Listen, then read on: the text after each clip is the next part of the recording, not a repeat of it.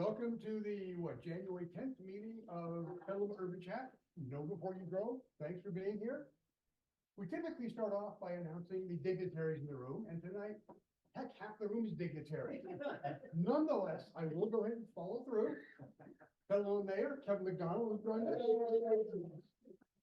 Councilor Brian Barnacle. From the school district, trustee Maddie Cloud. I'm looking right past you. Thanks for being here. Kenilworth High, there we go, Principal Justin Morey, thank you very much. A lot of people here know your mother. So, yeah. And I've seen my father walking all over town. Yeah. Good point. Maybe he drinks some of his wine. From the district office, Dan Ockerman, thanks for joining us. Retired Petaluma High Principal Mike Simpson. Yes. And Perry Valley teacher Mike Watt. So a couple of nights there. Let me talk about upcoming Petaluma Urban Chat events. Week from tomorrow, in this exact space, this is gonna be really cool. The Parking Reform Network, which is the national nonprofit advocating for reduced parking minimums, eliminating parking minimums, reduced maximums, better curb management, all the stuff that we all should be doing. And most cities are, Petaluma, we need to get going. The hot book in parking theory right now is something called Paved Paradise. Get what the rest of it is. A Paved Paradise by Henry Grabar. The Parking Reform Network has lined him up to speak only to members of the Parking Reform Network. But Sean and I are both members. I reached out saying, hey, if we go and watch on one screen, can we invite anybody else to join us? And they said, yeah, go for it. So anybody who wants to do that, a week from tomorrow, 4 p.m. Unfortunately, it's early because it's a national broadcast. They don't want to do it too late in the East Coast. 4 o'clock, this space, Henry Gabar, Paved Paradise. It's good stuff. I mean, we had the executive director of the Parking Reform Network speak to us about 4 or 5 months ago, and he was great. So I think Gabar will be better. January 25th, Thursday, will be the monthly chat for Urban Chat, or monthly lunch for Urban Chat. Aquas Cafe, noon. We have finally, after 10 years of doing this, we've adopted bylaws. They require an annual meeting. That will be January 31st. Elect our first board, elect officers for the first time. We're getting serious about this, finally. And then 2 longer term things, both of which are seriously cool. Architects, there's a few architects in the room, right? Pete is here someplace. You know who David Baker is? San Francisco architect. Yeah, very well known for his multifamily. His firm is lined up to make a presentation to us on March 13th. We don't know if it'll be David or not, or one of his other principals, but somebody of that ilk will be here talking about their fairly new book, 9 Ways to House People. Veronica Olson, in particular, worked very hard to get him lined up. We just got confirmation over the weekend. We're now trying to put all the details together, but it's a really good get for Veronica, and I'm expecting a great presentation. So Wednesday, March 13th. And then lastly, Monday afternoon, a lot of you here went to the film festival last September. We made the decision to do it again. You didn't learn once, you're going to go and make the same mistake again. We don't have a date yet. We're looking for some late September dates. It'll be similar to last year and hopefully even better, more people there. And for those of you who weren't there, it was fun. It was 2 nights of films, same reels both nights, but 2 nights, 275 people total. A lot of great conversation. The first night we were at the Boulevard Cinemas, we walked down to Hank's and ate pizza and drank beer for the next 3 hours, talking about what we could do. So we're going to try again. With that, we're on to tactical urbanism and how to get students involved in urbanism through that. It was Sean's idea. It is Sean's show to run this evening. Sean Payne, who is also our host in this space. Maybe I'll step up here for a second. So thank you everyone for coming here today. I think this, yeah, the mic is there, so it's a little muddy, but. Oh, is it? Okay. This was inspired from the Better Cities Film Festival. We went out there and saw the variety of great films put together. And then the next day, Mayor McDonald was nice enough to have a bunch of A-frame parking lot riders delivered right in front of my office. And so I just took it as a sign at that point and said, somehow we started talking here and said, hey, let's put a pickleball event in front of the office. And so that's how we did that. And it was fun. And I think we tried to show that parking is an issue around here. that way. And so it started other conversations about like what a great, how the film festival could just, how inspiring it was. And I felt, Dave and I started talking and other people about like, you know, younger generations should really see these films and get inspired because they really should have a voice in the community. And that's I think a concern going on is like, I'm just concerned that decisions are being made for future that's really going to impact future generations that way. And so that's what today is about, is figuring out how we can just make change happen in here through tactile urbanism. So I'm going to play about 30 minutes of, I think it's 5 short films. Most they were played at the film festival or very similar to what was played at the film festival. So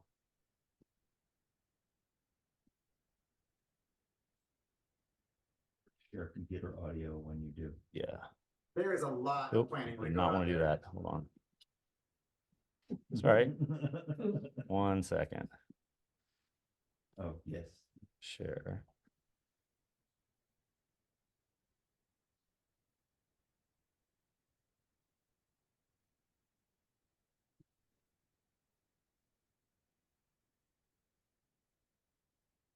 Planning lingo out there. It's cool, I got you back. Adaptive reuse is when a building gets reused instead of demolished and adapted to a new purpose. This old motel is now the Metlo office building. BRT travels farther between stops and usually runs on a dedicated lane. A complete street provides safe passage for people in cars, on bikes, and on foot. Density is a way that planners measure how many people are in a given area. For new construction, it's usually represented as dwellings per acre, and for existing cities as people per square kilometer. An environmental corridor usually follows a stream or old railroad tracks. Floor area ratio is a measurement of all the square footage of the floors divided by the square footage of the lot. This building has an FAR of 6. 6 floors occupy the whole lot. This building has 10 stories, but the FAR is going to be slightly lower because these floors do not occupy the whole lot. Greenfield development takes place on land that has never before been developed, aka sprawl.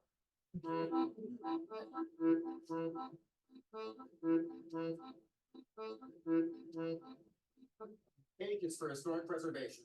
In Denver, to qualify as a historic building, it needs to meet 2 of the 3 requirements of being architecturally, geographically, or historically significant. Infill is when you fill in the gaps of the urban fabric with new construction. A joint powers authority is an entity created from smaller authorities like a local government or a utility or a transportation district. Because when we work together, we can do more. A kiss and ride is a transit stop with no parking, so you have to get dropped off with a kiss from your schmoopie. Light rail is basically a streetcar with its own right of way. Mixed use can apply to a building or a neighborhood. New urbanism is a response to the unchecked suburbanism of the latter half of the 20th century. It's basically an attempt to find a balance between healthy walkable cities and car culture. Outfill is a word I made up. A parking ratio is the number of parking spaces per building. This is usually measured for residential as parking spaces per dwelling and for commercial as parking spaces per 1,000 square feet. Quality of life is one of the ways that planners measure cities. Rail banking is when the right-of-way of a disused rail line is saved for future use. Setback refers to how far a building is set back from the property line. A terminating vista is when a building stands at the end of the street commanding the view. Terminating vistas can really help provide a sense of place in an otherwise large city. Urban planning is view planes preserve views from one location to another. Here in Denver, Wash Park has a view plane that does not allow any new construction to block views of the mountains. Walkability is a measure of how friendly a place is to walk in. Good walkability has huge benefits for the city. Xeriscaping is landscaping that reduces or eliminates the need for water. It's more of a landscape architecture term, but it was either that or X-ray fish at the equator. YIMBY is a tongue-in-cheek response to the idea of NIMBYism. NIMBY, of course, stands for nothing is scarier than change, not even spiders. And we conveniently get to end with zoning. Each lot in a city belongs to a zone that dictates not only its allowable uses, but also things like setback, parking area ratio, floor area ratio, building height. Zoning gets really interesting really fast, which is why, like a lot of these topics, it'll be getting its own video soon. You know how this works here on YouTube? Click that subscribe button.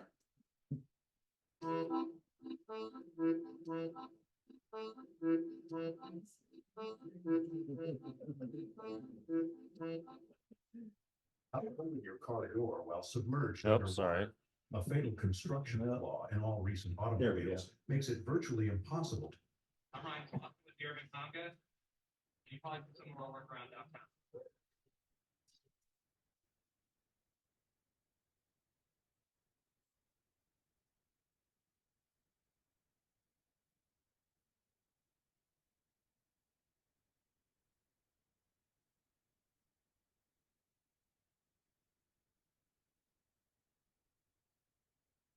Conga is a design firm that promotes community activity and social interaction through play. So we do this by developing different Are you interactive installations, sharing environments, computer art, audio? creativity, exploration, free choice. Yeah, it should be. I went to Okay. school for architecture at the University of South Florida, and Yeah. really kind of during my thesis developed this idea. I was tired of designing a computer and wanted to kind of go out and develop installations that I could build in the public realm. And so me and a couple other colleagues of mine kind of went out and started developing these installations, not really knowing what we would do, kind of activating public spaces, and slowly over time kind of realized, it's not just about what we were building, but really about what people were doing with them. That's where this idea of play came about. So then we started introducing playable elements in the public space and eventually kind of turned it into a company.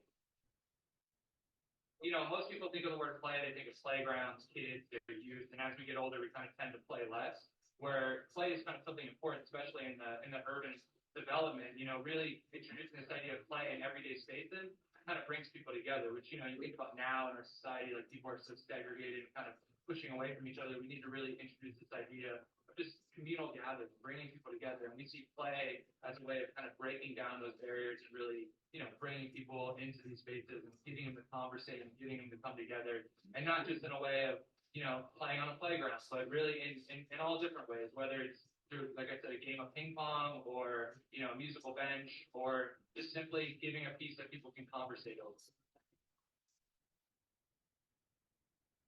The city of Tampa has actually been a platform for us to be able to develop our installations and giving us a platform to really put them out there into these kind of underdeveloped areas. The city of Tampa has a strong problem with the 9 to 5 city where people kind of come during work and then leave. So we've been able to kind of been on that ground phase, the beginning phase.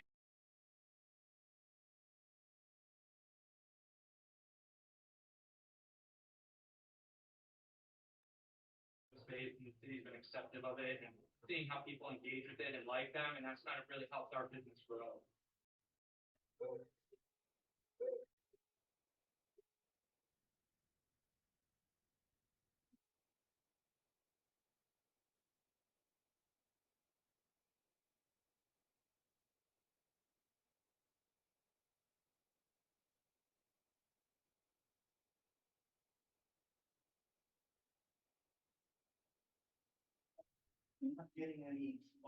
Rob Thompson was frustrated. We have this traffic that flows through here with folks. I think it's in here. between The the year was videos. 2018.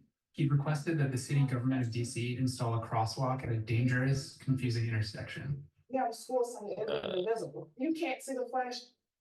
I think when we share, there's an option to share computer audio, and I don't know that that was clicked. So maybe you can stop sharing. It was silent there for a moment and it started when I said something. So I think we're going back. I think we're playing audio again. Oh, okay. Flash the lights. Then in 2019, just blocks away, a pedestrian was killed. So Ron decided to act. He teamed up with another activist, Michael Kircher, and they painted a crosswalk themselves. It was illegal, but they felt the risk was worth it. What Ron and Michael did is one example of a broader movement called tactical urbanism. At the heart of the tactical urbanist is a commitment to community, citizens making their cities better, one action at a time. That is basically how cities got built from the very beginning. Across the country, people frustrated with the pace of change in urban infrastructure are taking matters into their own hands. And a surprising thing is happening. Instead of fighting back, cities are embracing the approach, partnering with tactical urbanists to bootstrap improvements in infrastructure. These projects are aimed at making a better street, a better block, a better city. This is Mike Leiden. He and his partner Tony Garcia run Street Plans, an urban planning firm that uses tactical urbanism techniques to change city infrastructure quickly. Within cities, there's a lot of inertia, and a lot of competing demands. Kind of the common thread is, well, if the city government's not doing it, and if my neighbors aren't doing it, and local businesses aren't doing it, I'm gonna do it. And so like the best example of that are the little free libraries that pop up around the globe. That's the smallest kind of scale of intervention, but it signals care for the public realm. For the most part, tactical urbanism projects are meant to be temporary, made quickly and on the cheap with readily available materials. They're like a proof of concept for urban planning projects. But if people like a project, it can be a fast-track method to get a city to make a permanent change. Today, we've been building a bike lane in Ojai.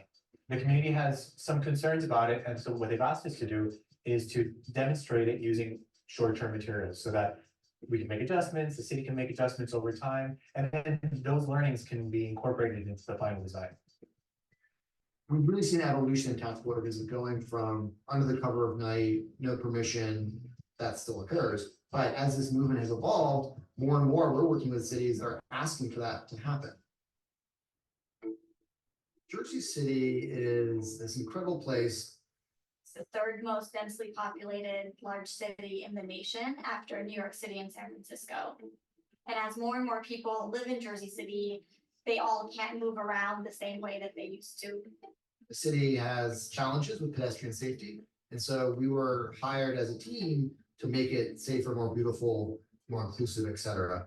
The Jersey City government tapped street plans to quickly iterate on a bicycle master plan, part of the city's broad push to make streets safer for cyclists and pedestrians. Using tactical urbanism, we're able to get something out on the ground, test it, have a conversation with the community, and if it doesn't work, to take it away, and if it works, to really go all in and scale up the project.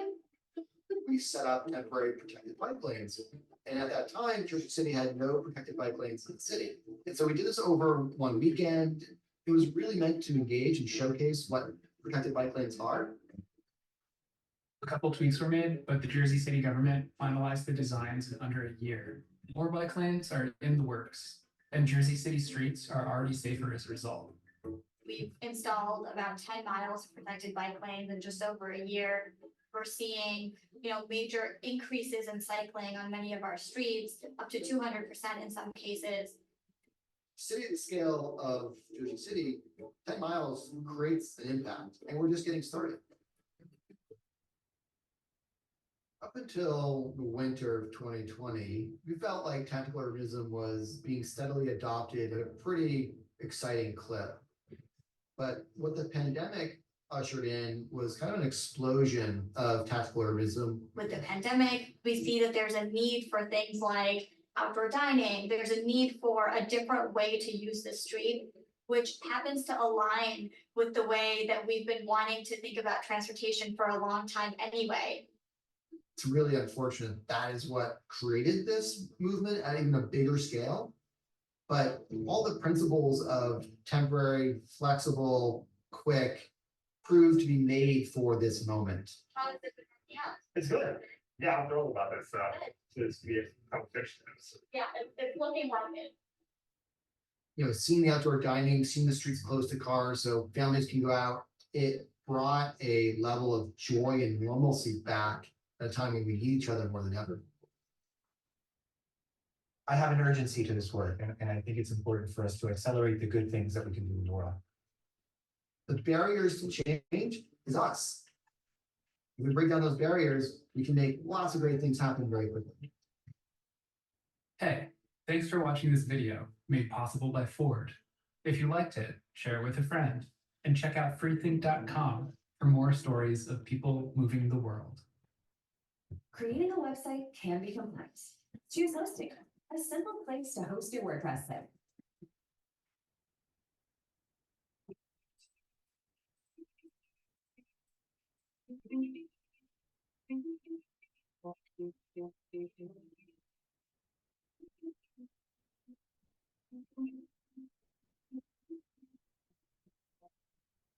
is practically city. The population is 350,000 people. At the daily basis, there are 125,000 cyclists passing through downtown.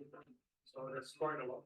I'm really fond of cycling because it has so many advantages. It's about the noise, it's about clean air, about climate, but also about how friendly it is in the cities.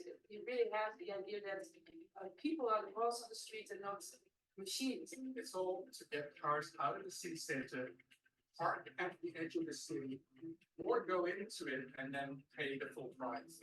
But don't go through the city. That's the whole idea. Things that have changed radically in the last years. So you can see what happens if you choose the radical choice. Get the car out and the bikes can be put in.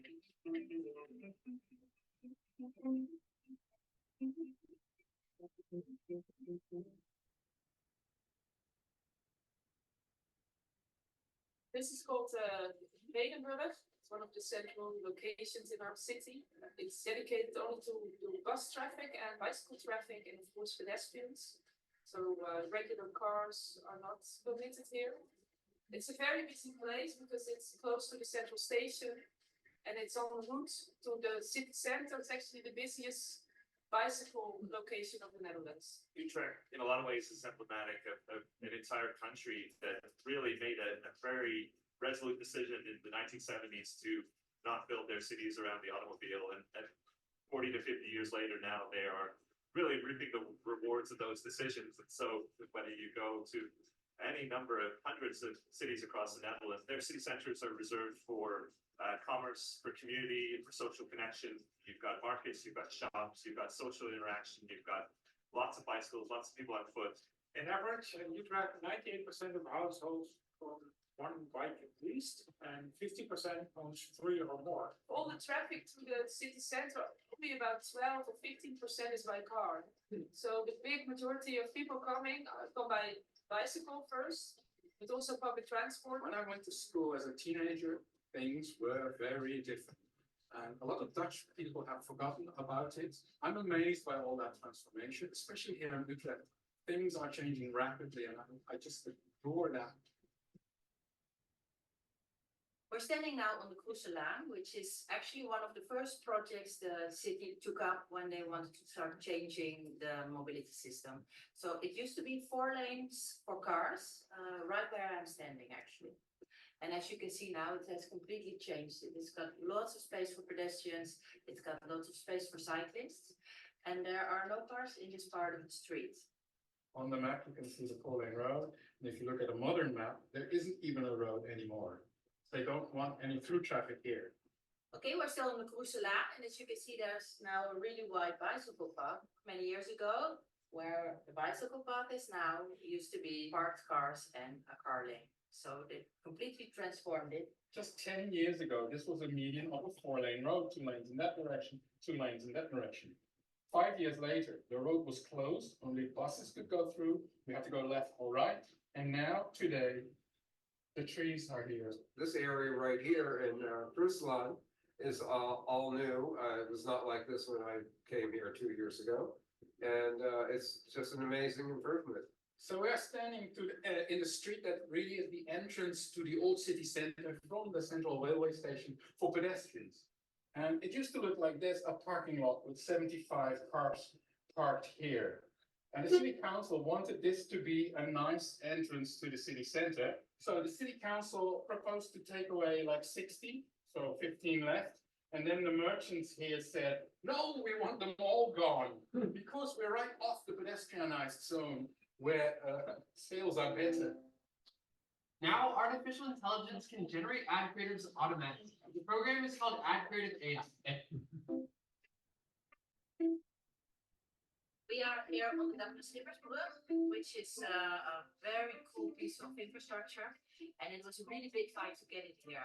So they had a problem with space, because they had a school that needed to stay here, and they also wanted to have bike infrastructure. So what they ended up doing was putting it together. So the bike infrastructure and the bridge, they land on the roof of the school. School board is working with the architects, working with the engineers and the transportation planners to design a project that integrates so well into the community and so well into the urban fabric. They redesigned the whole area, so it's now for children to play, and it's also an infrastructure and the building in one. It wasn't until we started sharing renderings and photographs of this project that I think the world stopped and said, hold on, what are the Dutch doing? I think that speaks to how normal, how ordinary, how unremarkable cycling has become here in the Netherlands, is they've actually started integrating it into their buildings, the parking facilities, train stations, now building cycle paths on the roofs of schools. I mean, these are all things that are pipe dreams in most other places in the world. This is a parking facility which you can drive through on your bike. So this is the entrance on the north side, and we have an entrance on the south side as well. And right now, we have place for about 8,000 bikes. It's going to be enlarged next August. Then there will be room for 12,500 bikes. It's one of the parkings in this area, which add up to capacity of 33,000 bicycles. And it's very important because it facilitates the combination between bicycling and using the train. I work in Amsterdam, so I go every day from Utrecht to Amsterdam. As soon as you park, you're right under the central station, so immediately you're in the train. So yeah, I think it takes me 10 to 15 minutes from here, and then I'm in the train. So it's very fast, very convenient. They have a number and a place, a row number and a place number, and a QR code you can use to find your bike if you want to. Before it was just putting your bike somewhere on the streets. Hopefully it was still there. And so it became easier and more convenient to go to the train station, check in with your card, bike around, see if there's a spot. And if you go early, there is a lot of spots where you can park. Yeah, well, you've seen the big parking facility at the central train station, but that's not all. In the downtown area, we have lots of smaller parking facilities. This is the biggest one. It's really well used, especially for shopping. So in the weekends, these kind of parkings are really occupied. Right now, we're building 2 more, one for 1,000 places and one for 800 places. And that's still not enough. In the downtown area, we need 5,000 or 6,000 places extra. As a city, we provide also smaller facilities from, say, 15, 20 bikes to 100 bikes.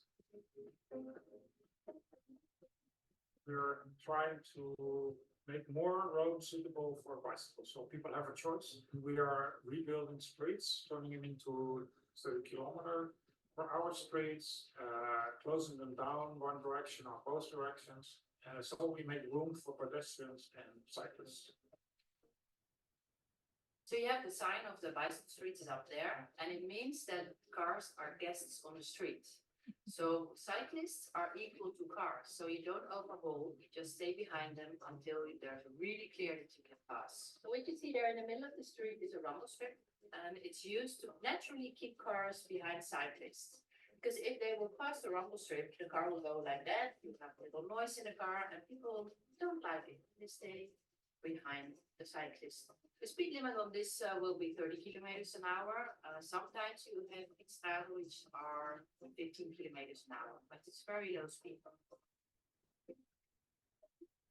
The difference between car infrastructure and bike infrastructure is this is one of the main routes.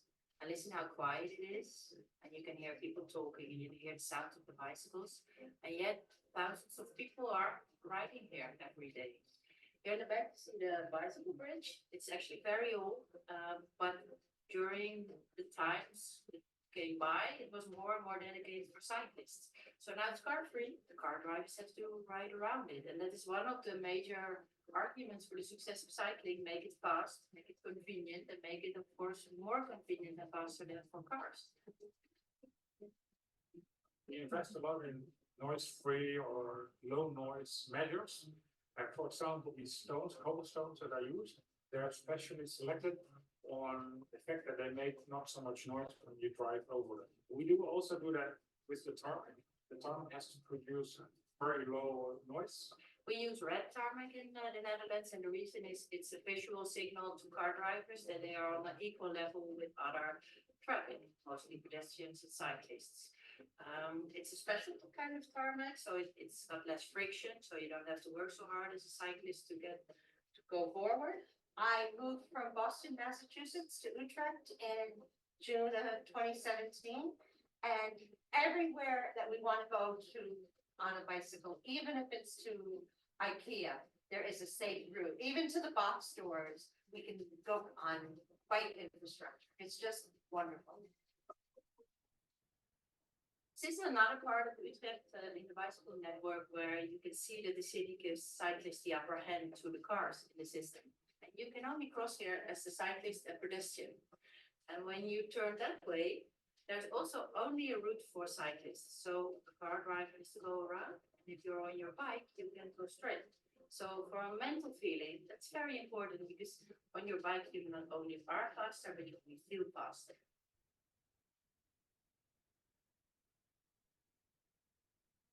So where are we standing right now? There used to be water since about the year 1000 to 1100, so almost 900 years ago.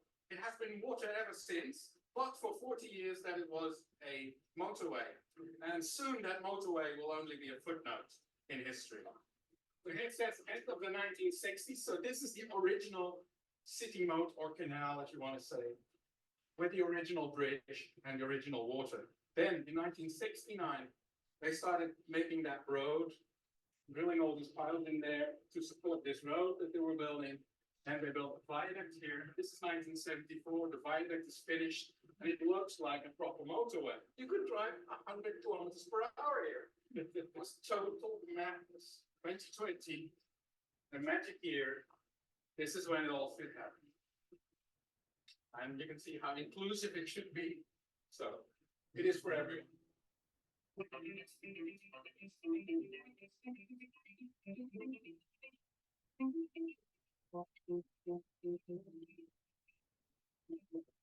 you can put in oil rights, for example. So tell people, and everybody drives in a car, usually drives it by themselves.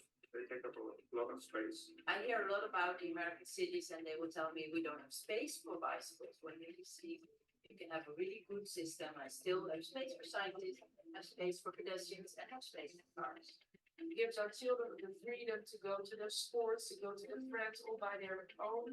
I think internationally that's quite exceptional that from a young age on you can go about where you like without the help of your parents. So it really has a lot of advantages, especially in an urban circumstances.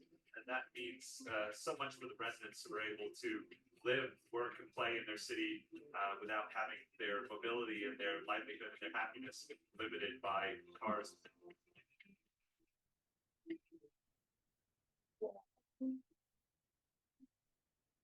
So all this takes place on the same planet.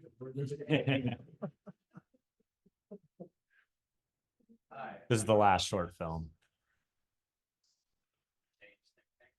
And we're here in Silver Lake, near Sunset Junction today. Check out what I call LA's Forbidden City. By Forbidden City, I mean all the buildings in Los Angeles that we know and love and live in, but that are illegal to build today. And so we're here on a little bit of a mystery and history expedition to check out some old buildings and find out when and how we banned some of LA's most popular housing types and how it's ended up making the city a less affordable place. During the building boom of 1920s, most of Los Angeles was zoned so you could build a mix of any type of residence you wanted on the same street right next to each other. In the mid-1930s, LA passed two rules that had a big effect on how we built homes in the city. One of them was a requirement you had to have side yards, a front yard, and a backyard for any residential building. And illustrate why, look across the street, and that kind of nice cream colored building with tile roofs, it looks kind of like one structure, but it's actually three different pieces of property, three different apartment buildings, and they're just attached, like you might have in a kind of a row house. The planners were like, they didn't want to have attached buildings in LA, because they thought attached buildings led to kind of poverty and tenements like you might have in older East Coast cities at that time. They wanted everyone to have like their yard around them. It's kind of like a LA dream type of thing.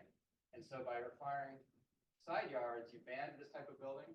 And also at the same time, they required every multifamily building to have one parking spot for each apartment. So those two changes, parking requirements and yard requirements, really kind of shrunk the amount of your site you could put homes on and led to much different type of architecture. 1920s, there was a huge building boom in Southern California and in LA. And so builders would take a standard lot like this, you could build a bungalow court. The bungalow court is multiple units around a common courtyard or passageway.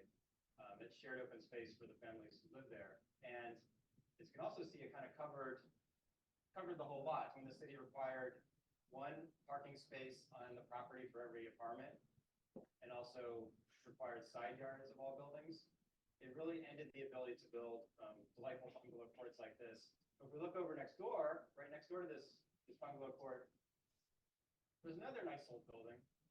And this is a fourplex. So you have 4 units inside this one 2-story structure.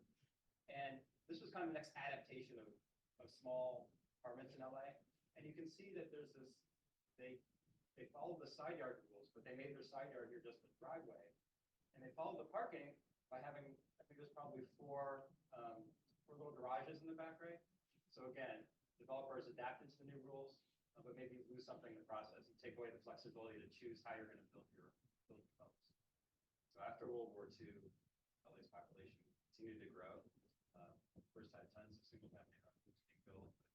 By the late 50s, a lot of that vacant land was gone. So a place that a lot of people ended up moving into for apartments that we call dingbats. They're really designed based on the parking rules.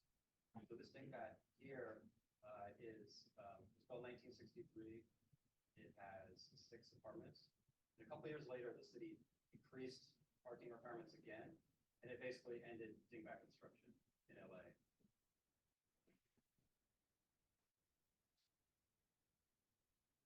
Sunset Junction, where we're standing right here, is a popular destination in LA. There's a lot of restaurants, there's music. So it might be the kind of place where you want to have more people be able to live, but it's really hard to add new housing here. And one reason is that we used to be able to build a nice, 4-story apartment building like this back in the early 20th century. Over time, we restricted the number of homes that could be on any single piece of property here. So it's not just the indirect restrictions from parking, from yards. It's also, we decided to just allow fewer homes. One of the really great things about the older way of regulating buildings in LA is you got really diverse neighborhoods. And also there's possibly more homes. And so you have lower costs when there's more supply. And so more different types of people can afford to live in the city. So let's re-legalize this forbidden city that lies inside of Los Angeles, this kind of diverse, low-rise, really cool type of neighborhood that used to supply so much of our homes.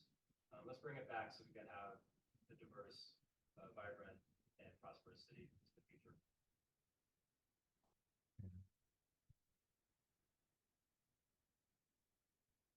And that is it.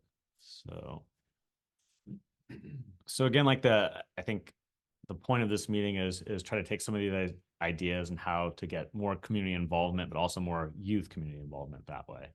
And I think we have potentially a couple projects that we can talk about, but maybe we should open up to the floor, and anyone who has any ideas about how to get more involvement, I think we're all ears. So if I can request that you, since the camera tonight is on your Yep. laptop, you can point that towards whoever's talking.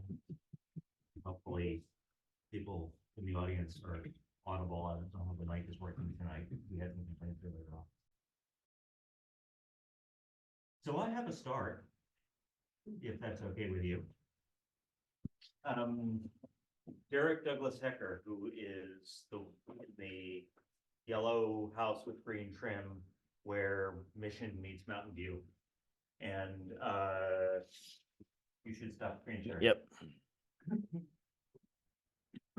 And maybe I should come up to the front so that, yeah.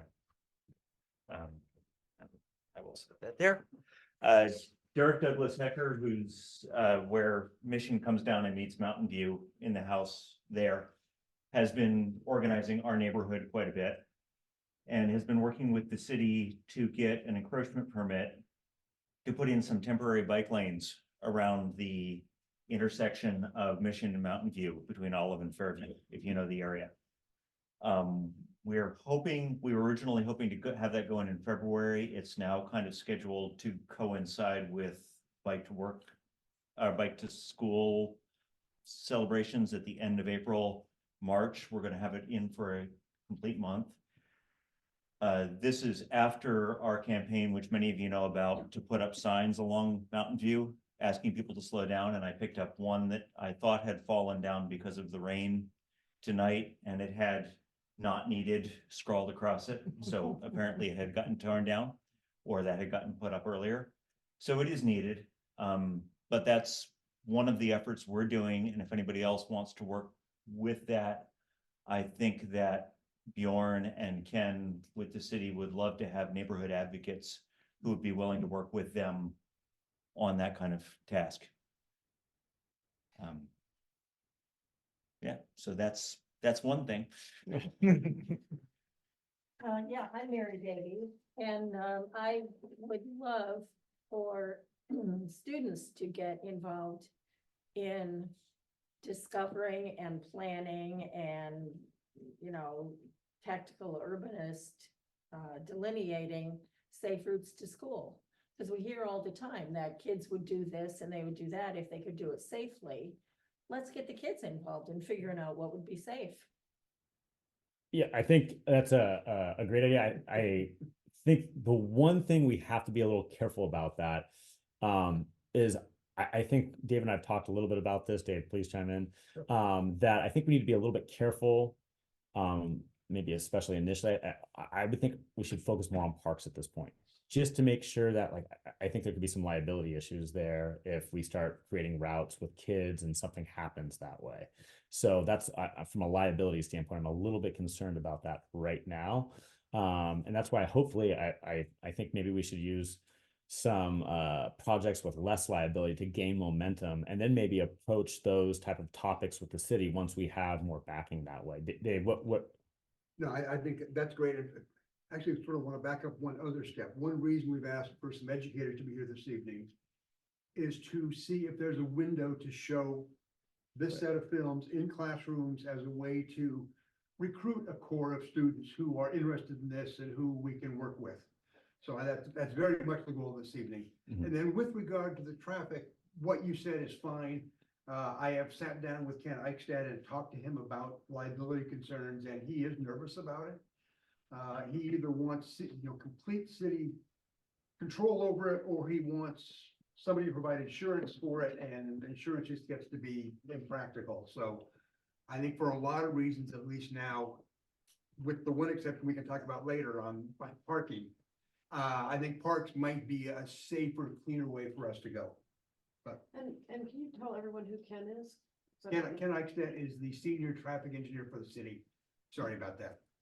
Okay, I'm sorry. Hold on, she's had her hand up and back. Let's. I just wanted to, my name is Christina Panza. I'm the Safe School Director for Sonoma County. We have a Safe School Task Force in Petaluma that meets once a month. One of the projects that we're doing is working with the city to do a site assessments of every school, walking audits to identify what the barriers are to walking and biking, and also to identify potential solutions. So we've only just started this process. We were at McDowell last month. One of the ideas that was brought up at that particular school was having a cycle track on Maria Drive to, between McDowell and the creek or the park down there.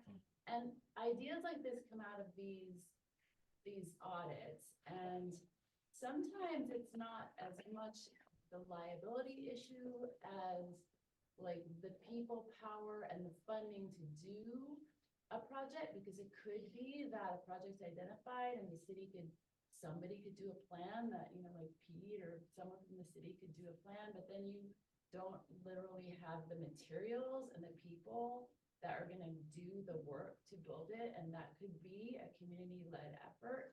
I know that the Bike Coalition, I work with the Bike Coalition, but my program is through the county of Sonoma, so I kind of am a consultant for them. But my colleagues at the Bike Coalition, Emily Sharton and Deb Fox from Petaluma, are in the process of applying for funding to do some tactical urbanism projects. And I know the Bike Coalition has materials. So, I mean, we're very interested in partnering with the city on projects. And basically they just need a legitimate design, and then the people, I think build it. So that's where students could come in. So I think that, when it comes to, not to dismiss the idea of parks, that's great too. But like when you have more students that have that vision that it's possible to build these projects, they might even have ideas. Like if we did an audit at Casa Grande High School, they may be like, hey, we need a crosswalk here. Or this, we need a bike lane here to connect this place and this place. And then we can have discussions with the city about whether that's feasible and whether a demo project could be feasible in that location and then get students involved. So I don't know, that's a long spiel, but I think that what I'm trying to say is that I don't think we should shy away from tactical urbanism in the streets, given that we're actually working on identifying what the barriers are with schools right now. Yeah, I think that's a great idea. And that's what, like, we're here to facilitate those type of conversations. I think there's an element to tactical urbanism that it's tactical. So that's why we have to be a little bit careful. And I think what the concern is that sounds like a great project. What we want to be concerned about is that students just don't go out on their own and start like doing their own things that way. And that way it could reflect back on us. So that's what I think we want to be a little bit. What's that? So that's what we want to be careful is just a slippery slope where that's a great project. Then all of a sudden you have like maybe a couple students that on their own do something. And I just don't want that message to get out. That's what we really want to focus on. So. Think that students should work with community partners. Yep, that's great. Yes. That's really what would probably. Yep, totally agree. So we have a request from the Zoom that the audio from when people are speaking back there isn't terribly good. So if people don't mind coming up to speak, that would be awesome. And yes, I was the first offender on that. Come on. I think like one of the first videos right up here. Yeah, right. And I gotta be on camera. That's been since I was on cops that had this happen. I think as an educator, I think like one of the easiest ones it would seem to be is the crosswalks in front of a school. Each school would, designate one or two crosswalks in front of the school and they could own a personal design for the crosswalks. And that way it could start small, get students kind of engaged and say they can see a difference in their school community, having a unique crosswalk out there for each school with whether it's a school mascot on there or some kind of positive message, but something like that each individual school, we could have like it would just be wonderful street art and along with engaging the students. And it could be an incremental way to get people more engaged and the students more engaged. Great idea. Yeah, I think it's a great idea. Yeah. Love it. Yeah. I have a question for you. I'm sorry I didn't get your name. So my question was just about the audits at the school. Are the students involved in those audits? I'll stand up here to answer since I have a low voice. So the audits are open. So when we schedule them, we invite the principal and we ask them to invite, key parents, and potentially students. So far, we've only done them at elementary school. So when we get to the high school, I would hope that we would get students involved or even the middle school. But it's kind of up to the school contacts to bring in those students because we don't necessarily know the students. And I'm also, we'll be publishing the audit schedule. And so someone knows, we'll be at McKinley, for example, on the 16th.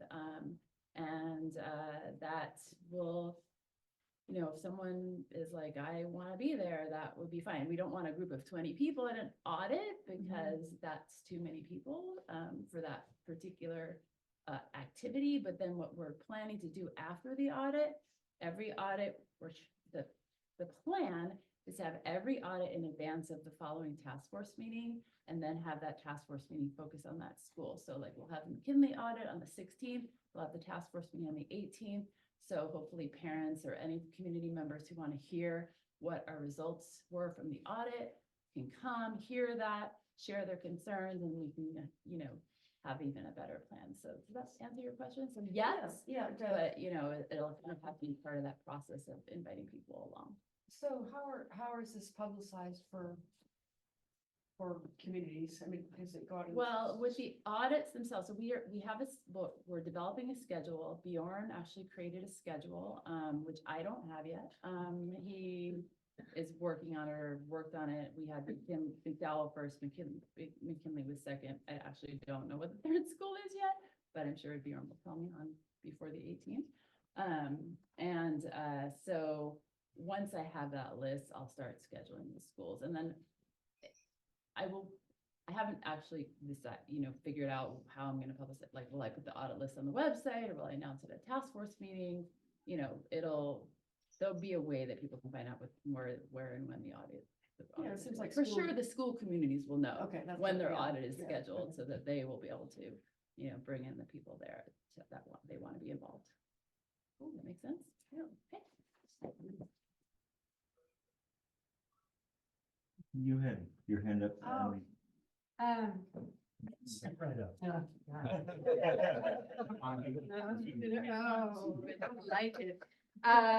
Maddie Cloud, and I'm a school board trustee. And I just wanted to say that there's two ways that students older students can be involved. One is senior projects, where I think COSIT, this one, I don't know whether Petaluma High is doing it or not, but they're not. Not to my knowledge. Yeah, I don't think so. I think they stopped doing that a while ago, but COSIT still has it. And it's all around community service. And I could see where they work with somebody else. They're not just on their own. Right. And and at both schools, they both have a very active environmental club.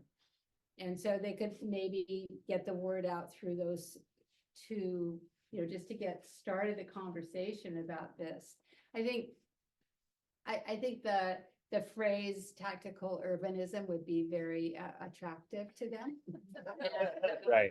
And so, but there will always be rules around it. I think they could go out and do it anyway if they wanted to, so. Right. I wouldn't worry, I mean, I don't know, I probably should. I'm getting myself in trouble.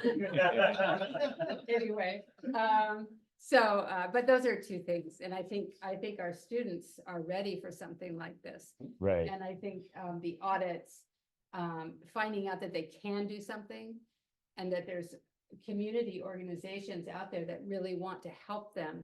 And so that if they know that you're here and that other people are here that would be willing to be their advisors, be their help through this, it's invaluable for the kids, and that would get them involved. One thing I should say about the audits is that we do try to schedule them at drop-off time so that we can observe the traffic patterns in the morning and see what the issues are at drop-off. So we would still love students to be involved, but they may need to be dismissed from their classes to be able to participate in the full audit. Sure, you'll find students who are fine with that.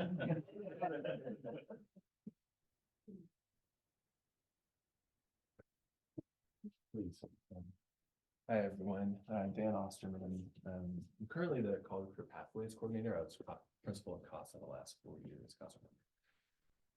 I also lead the Environmental Literacy and Climate Action Committee for the district. So I think, we've been talking a lot about just, my governing committee, so to speak, that helps plan the meetings, very apropos to have kind of a youth mobilization event, maybe, tentatively looking at the end of this semester, maybe late May, early June, to kick off the summer. So I'm curious if anybody wants to help plan that out. And I think maybe that could be a place where we could show a video or two. I think some of this maybe not quite resonant with the students. Maybe we can find some other things too, but I think the bicycle culture from the Netherlands absolutely will be resonant. But I'm also just wondering about bikes in general. I think, the walk and roll events that schools do regularly is great, but the safety concern is significant. I get that as a parent. So I'm wondering if the city, could we design, it wouldn't be every time it happens, but could we try one or two where we actually shut off some streets and it's just bikes only? And we would need the police for that, but the fire But anyway, just to really, what does that actually look and feel like? And then I think we could really significantly amplify interest in engaging in that kind of activity to get to school. And then Christina, we need to meet, because in our district, there's a bunch of schools that are missing in terms of how many families live within, you know, this distance away. I don't know how we get that. If I need to get that data to you, let me get it to you. Absolutely. We're missing in most of the big schools in our district. So. The high school. Yeah. Yeah, I don't have the data for, I don't think that, yeah, I'll email you. Okay, great. Not hard to do those maps. The only thing about the high schools is that we only capture the 2-mile radius, and which is kind of a bummer. I wish I had a template to do a 5-mile radius. I don't have that right now. So we're missing, I mean, there's a lot of kids that could bike in that 3 and 5 mile. Yeah, because the east side's about 4 to 5 miles. Yeah, I'm looking into whether the county can provide me with another template for high schools, but for right now, I can just do the 2 mile. Okay, great. Thank you. So related to your, Okay. yeah, Come on up, join me. related to your question, that's to some extent what the encroachment permit we're getting is. Okay. Is we're gonna take out parking along 2 sides of the street for a stretch. Getting resident sign off on that's a little bit of a challenge. Yeah. But people are generally on board. But other possibility would be make sure that you can get enough people to set up a bike bus. Mm-hmm. Because if they take over the street, if there are enough kids and parents to take over the street, then you don't need police for that. You just need to take a lane and enough people willing to hold their ground.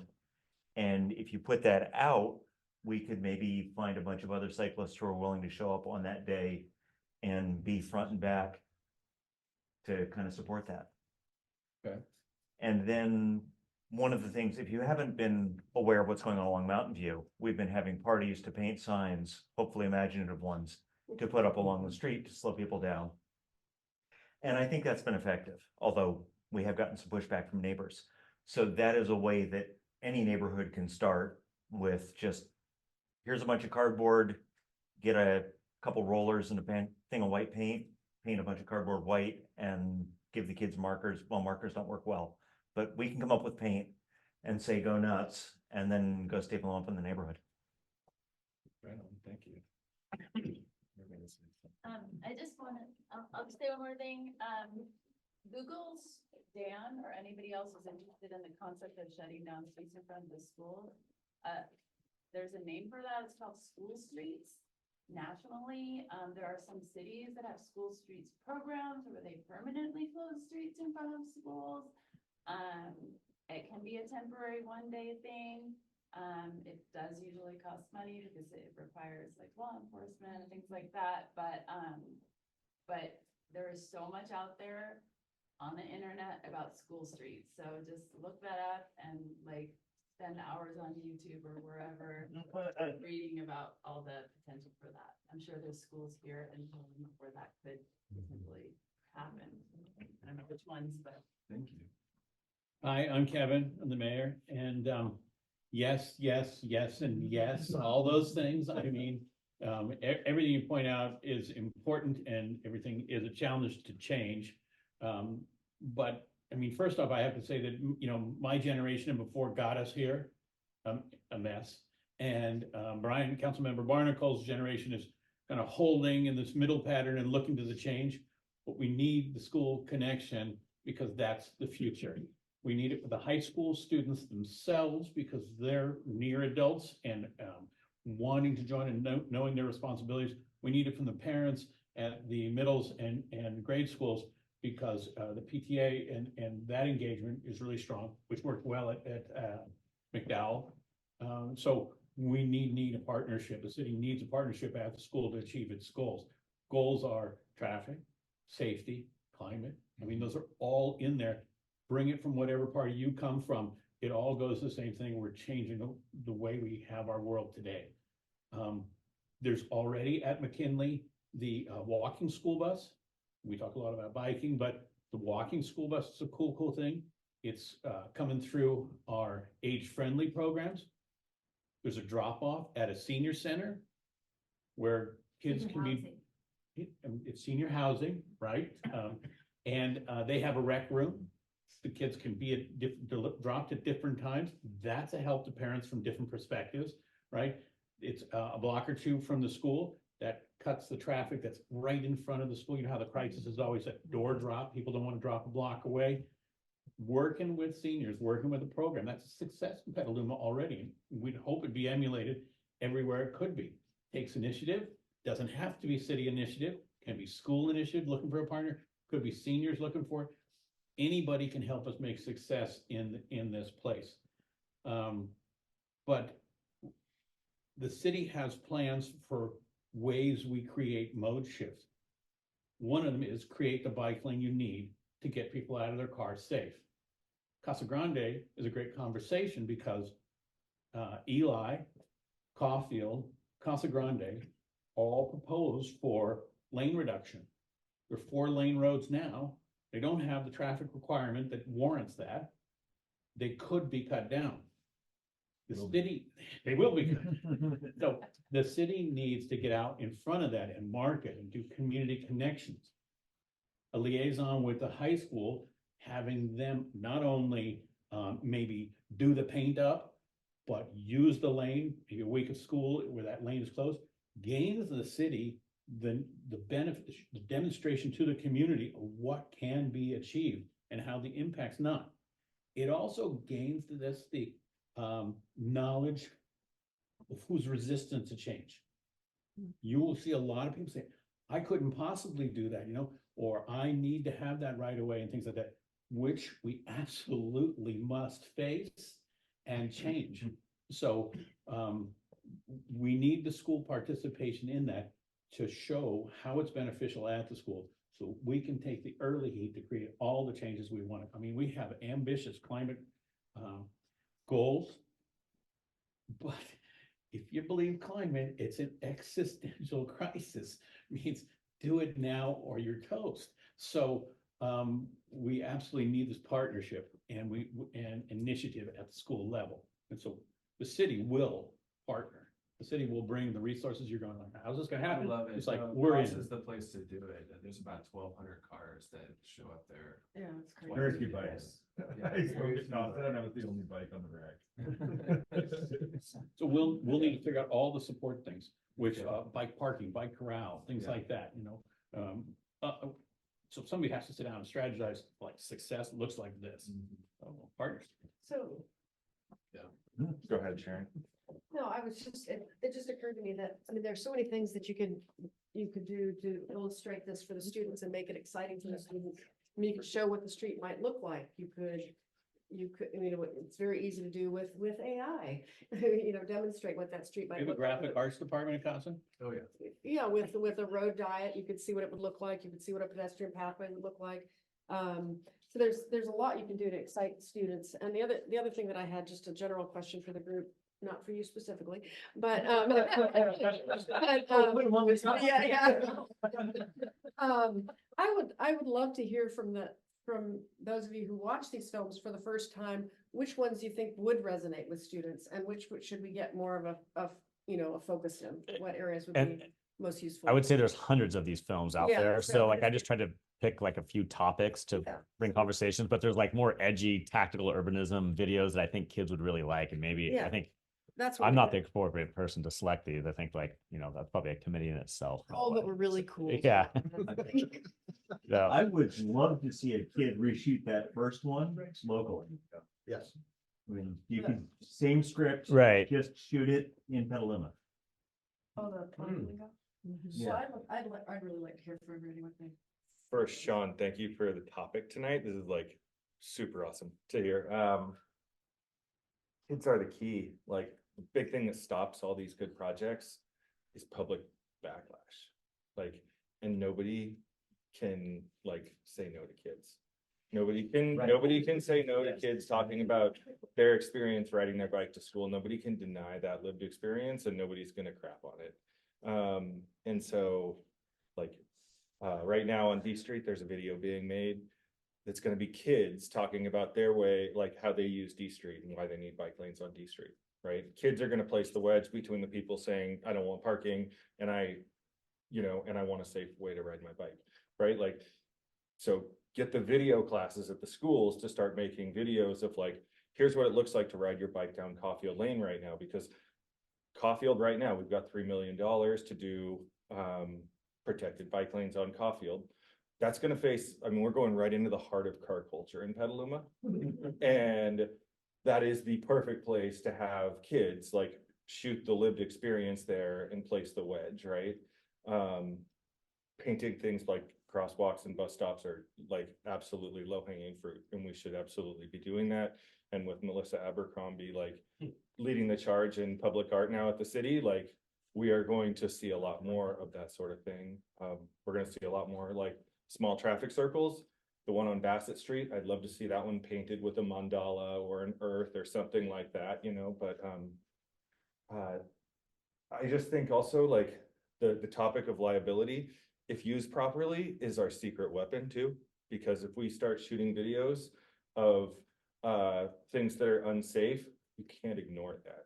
That's like there's a really good guy in Denver who does this.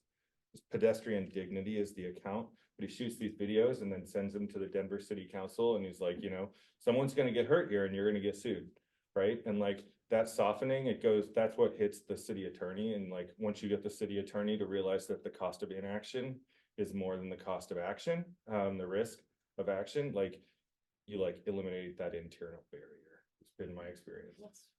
But I would love to see like video, you know, like the video classes start really getting involved. I actually tried to hire an intern from CASA about a year and a half ago to try and organize, and I couldn't find a club that would actually want to take something like this on. So if we can get the clubs to get fired up on something like this, it'd be awesome. We definitely do the broadcasting video. They have it at Petaluma High. Yeah.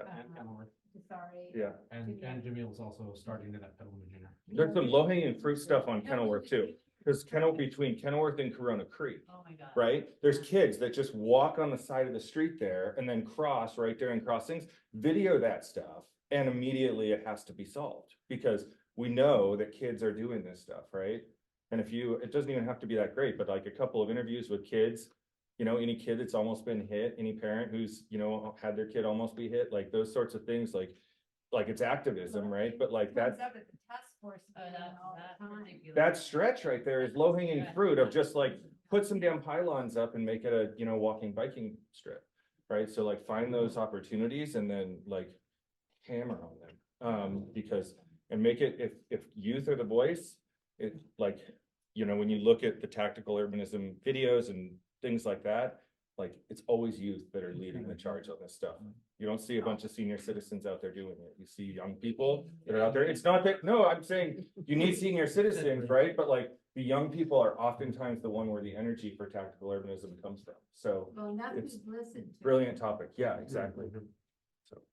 So we have Nicola Fry on Zoom who wanted to speak. Nicola? Am I live? We're live. We don't Okay. have, we can hear you. Okay. Just to change the topic a little bit, because I'm inviting you to come and do something tomorrow morning. I live on McDowell, North McDowell, and I have been worried about the sidewalk. I'm disabled. I use a cane, but I also use rollers. I use my chair a lot.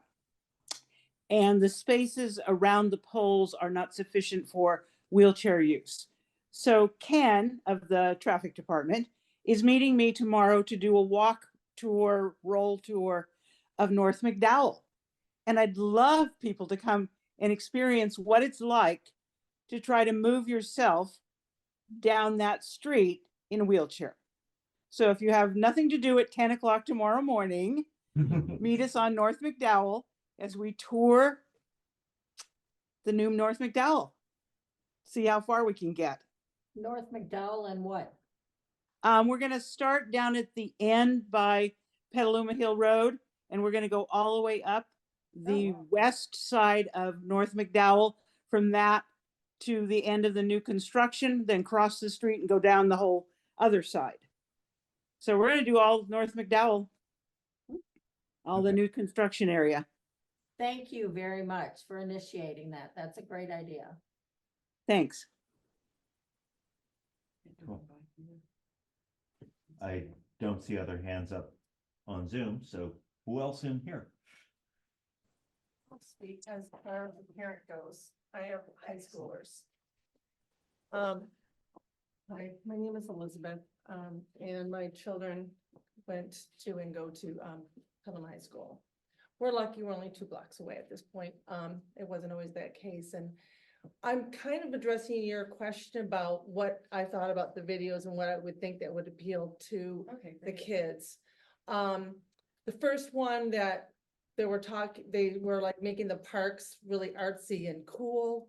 I think that would be an activity because I think we have a lot of art students in this area that would like that. And I think our parks are lacking stuff for the older kids. Okay. And if they were involved in it, maybe making it cool would make it cool. Cause I really think when you get to high school and biking, it's like, wait a minute, they're 16 and they have the independence of being able to drive. And that is a drive it's going to be hard to change that concept. Unfortunately, I will say I have seen kids on D Street at night riding their scooters, their electric scooters and their electric bikes. And that seems to be cool, whatever that looks like. I mean, it is like 6 or 8 kids are going down the street. It's really kind of exciting to see. Are they necessarily being safe? No, but I mean, that would be an easy thing to solve too. Just having reflectors on them, for instance. But so that's kind of to answer your question. I think part of it would be, my kids went to Cherry Valley and they were brought up with the environmental aspect. I mean, and I have to say is with that and brought into their life, they poo-poo it in high school. I can't even tell you. I'm like, what are you doing? Didn't you learn anything? And so I think if we start young with the kids and have them grow their momentum as they get older, because it does start when they're younger. And I do think they lose it. But if the kids that are in elementary school now, if they get the concept of riding their bikes and that being cool and keeping it that way, I think that would be maybe a way for the high schoolers eventually to leave those cars behind, kind of thing. And prohibiting parking at the high schools would also do it. And I love that you point out that e-bikes and e-scooters can be cool and the kids are going for it. And I want to point out that the remedy you suggested toward safety, putting reflectors on, had nothing to do with any dangers introduced by the kids on bikes. That was all protecting them from people who are introducing deadly weapons into the environment and are not using those deadly weapons safely. Well, yeah. So let's put the onus back on the car users. By all means, and that is, but yeah. And just They're gonna be in the way, yeah, that's not how that's gonna. There's a discussion around some state legislation right now that is pushing back a little on the, oh no, we need to put the throttle limiters on the e-bikes. No, we need to put throttle limiters on the cars. Yeah, and that's a great concept of when we were seeing this in, the Netherlands, and how the cars have the same, or the bikes have the same rights as the cars, or vice versa, actually, the bikes come first.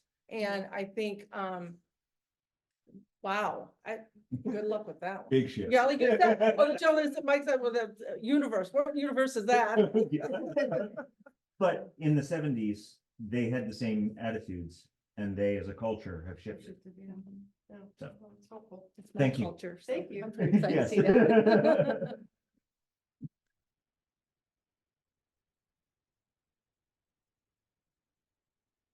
Hi, my name is Lucy and I'm a student at UC Berkeley. But I just was really interested in this meeting and so mostly came to learn, but based on everything that you all have been talking about, I had a couple ideas related to this. And in terms of videos, I think that the biking video where it talked about the bike lane over the school and all of that is really interesting. And there's This is a little bit tangential, but I think that it conveys more of a sense of like committing to your neighborhood and your community. But there's this group in LA that is doing, they're like guerrilla gardeners, and I forget the main guy's name, is like Ron something, but he is taking the planter beds and sidewalks that are in LA that are empty and dead, and planting food in them and growing gardens. And that's different from the concept of bike lanes and stuff, but it does convey a sense of like you can get involved in your community and make a difference. In terms of the reflectors, that made me think of in the videos when it was talking about little free libraries, and there could be something like the little free library system, and students could get involved with that and painting those and designing those and putting those up around the neighborhood.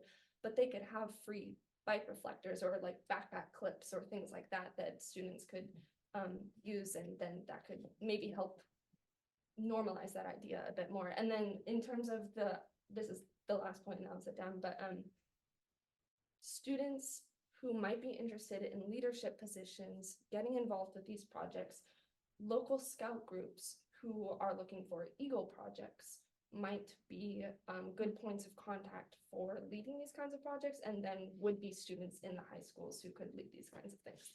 But That's a really good anyway, idea. so much. Awesome. Yeah. Mr. Simpson, Mike? I'll be quick. I know we're running out of time, but I'm Mike Simpson. I was principal of Petaluma High. Excuse me. Just a couple of thoughts on the videos. The one I was struck by the one topic about as a tactical strategy about places where the streets are closed to cars and allow for people to walk down the streets, and basically shut off the street to allow for free, passage. I know of a couple of places around the country where this is happening. Burlington, Vermont is one. I lived in Vermont for a long time. And a lot of pushback came from the community and from the store owners when that concept was initiated. And in fact, the reverse happened. When they shut the street down to cars, businesses bloomed and on the street. Restaurants started to pop up and people started walking on the street. And I think of Kentucky Street and how that would be so nice if there were no cars on there, and I think business owners would really appreciate that. Ann Arbor, Michigan is another example, as is Boulder, Colorado. So these are places where this is happening. The other quick thought I have is in terms of student involvement, I think students listen to teachers. They're motivated, they're inspired by teachers. And if we can talk to the teachers in some of the schools and get them involved in leading the charge with the kids will follow.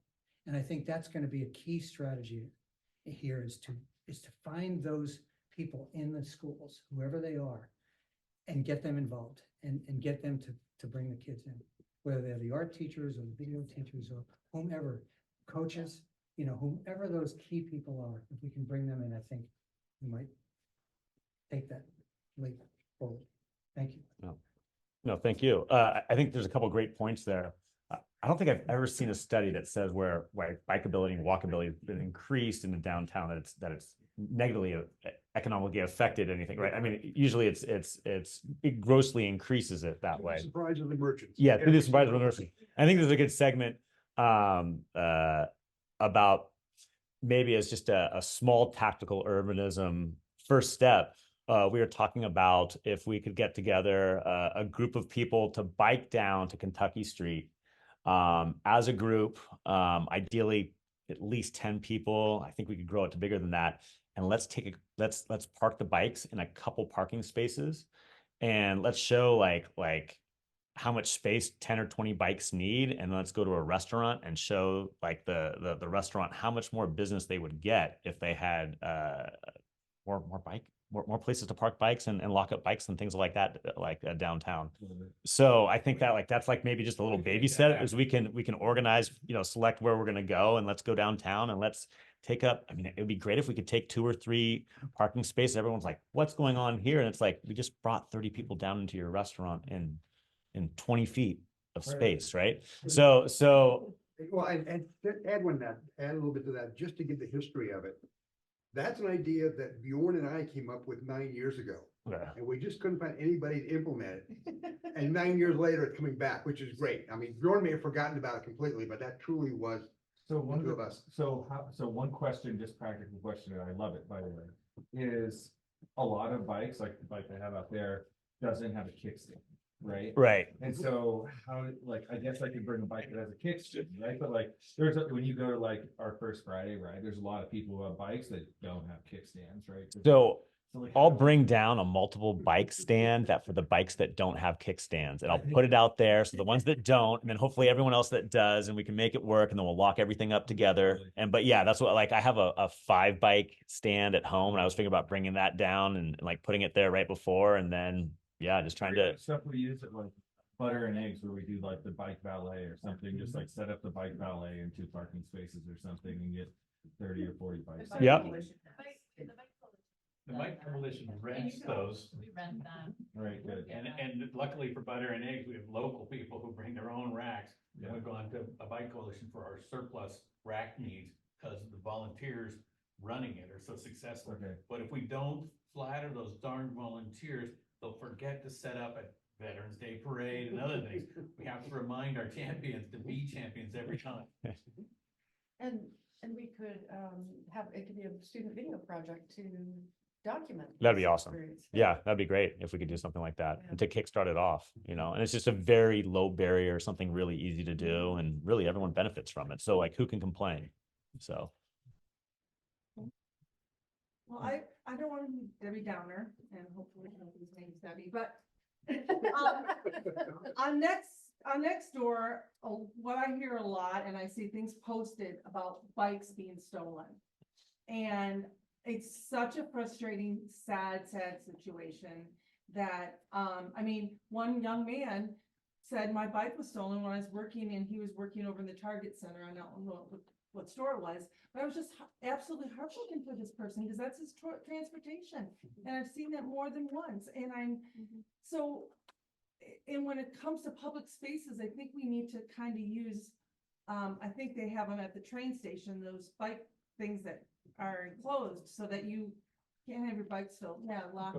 This is the start of that conversation. Good. So like, yeah, we're taking away parking, showing that more bikes can come downtown, but we don't have any places to put the bikes. Yeah. So that's the conversation, like the visual impact that we want to show is like, all these bikes are up there. Where do they go? But it's a benefit, right? When the bike come up and park in the parking spaces, there's somebody who will stay by him and make sure Yes. nothing gets taken. Yes. If the police show up saying, what are you doing, taking car spaces? We say. You make the argument of, hey, we just brought 10 people downtown. What Right. do you Yeah, do? exactly. So, but yeah, that's where we want to go with this, is like, we don't have places to store bikes down here, right? So we need more of those, and then more people will come down. How do we start this, right? So let's kind of like just force the issue. And then like some poster that you put up too. So when people are walking by and they drove down there, right, you have a poster that's with all those bikes that says, there's 10 times as many people that are shopping downtown right now from this parking space compared to the cars, right? This is why we need bike parking. So you just like make that connection between people and help them. And the city does real well at encouraging new development to do right things. What it doesn't do much of yet is change the existing environment, and the existing environment, 99% of what we are. I mean, our growth in this town is like less than 1%. We don't have any growth in this town.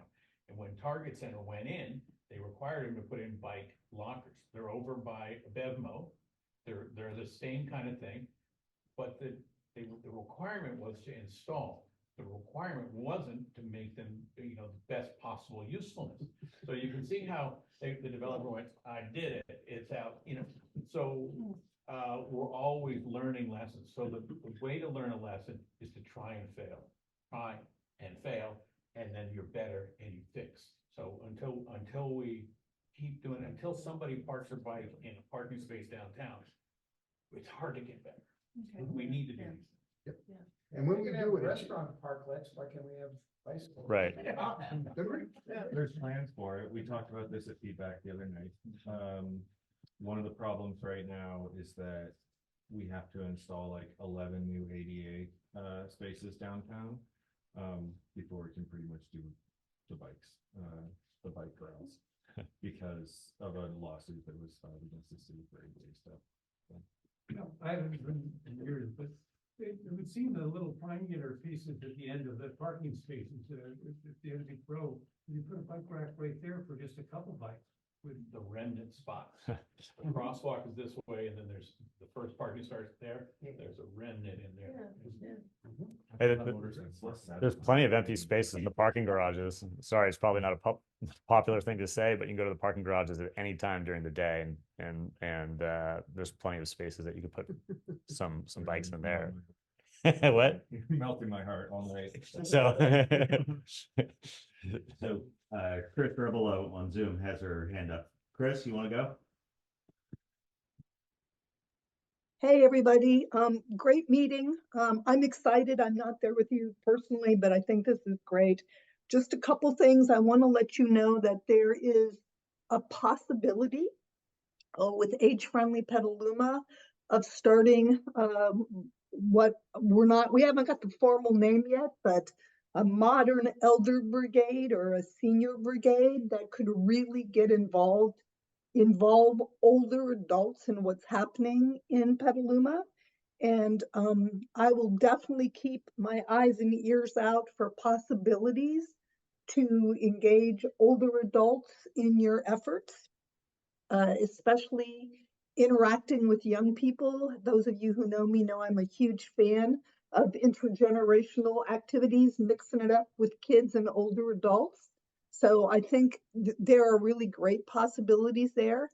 And then I love what Maddie said when she was talking about the schools. And I'm just wondering if there's a way in some classes or in some schools to include this like in the curriculum, like this is the year of Petaluma. And whether it's an art class or a geography class or a math class or whatever, but that there would be curriculum, there'd be classes that would really let the kids focus locally and understand their community and get involved. I think that would be a way to have this blossom. So anyway, it's a really great event. Thanks for doing this. And it's got me thinking, so that's good. And I have a question for the two younger people here. Do you see any future for you that keeps you in Petaluma? You go off to college and then. Just really quickly on Brian's idea, this would be a great video too. Like these are videos that we should have out there, as well as like what do you see Petaluma like when you grow up? What do you want it to look like? Yeah, tell us, please. Nothing? All right, I'll get it out of it on the ride home and I'll report back. Film you. Yeah, there you go. I think so. I think it depends also on other things like housing and job and all of that. That's what we're talking about. I come to Petaluma from Berkeley a couple times a month via long public transit patchwork, and I keep coming back because it's a great place. So I don't know. I think so. Okay, but housing is definitely a concern. Yeah. Right. 100%. If I could throw out one other possible tactical urbanism idea, and this feeds off of you earlier talked about art and parks, and I don't know how many of you are familiar with the project, but there was a senior living project recently proposed, Spirit Living, in the Riverfront district, right by the new Marriott Hotel. It's approved for a site right on the roundabout there. And there are 3 different park facilities within a few feet. There's a really bad bit of concrete work in the middle of the roundabout. I know, we'll talk about that again. There's a kids' play planned out behind, and there's a grassy area that really not really sure what's gonna happen with it. The applicant kept saying, I want to do things outside that are good for seniors. I want to get my people outdoor, getting the sun, engaging with the community, etc. And it took a number of efforts on my part, his part, etc. We finally had a Zoom call yesterday with the planning director, the park and rec director, the applicant, and me going, how do we make this work? And the tentative decision is, hey, we can take the park fees this project is going to pay and do something that's cool. We can take the public art fees they're gonna pay and do something cool, subject to the approval of the Public Art Committee. And I'm listening to all this going, hey, this is a tactical urbanism thing where kids can be involved. If we let the city come up with something, it's gonna take time, it's gonna cost a lot. You know, one of the ideas the Park and Rec director had that I hadn't thought of yet is how about we paint a giant checkerboard on this otherwise bland pavement, concrete, and somehow build some small chess pieces, you know, little bigger than normal chess pieces, and let seniors play walking chess rather than just sitting there.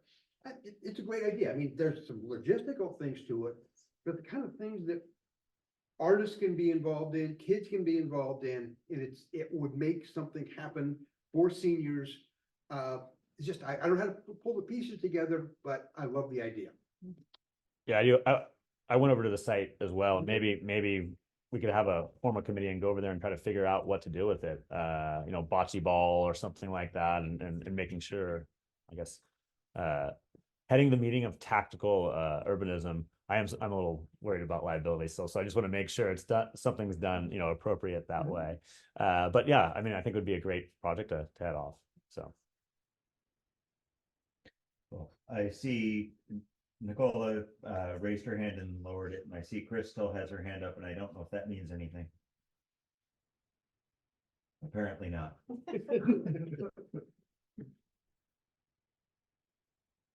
Okay. Anyone else have anything to input? Do we have everyone's contact information? If we don't, I mean, can we reach out? Can we? I think we have most of it here. But Okay. if anybody wants to hand me a card, just to make sure. Yeah. If you don't think we have your information, please give it to one of us so we can reach out and continue this conversation. So thank you very much for coming down tonight. Thank you. Yeah.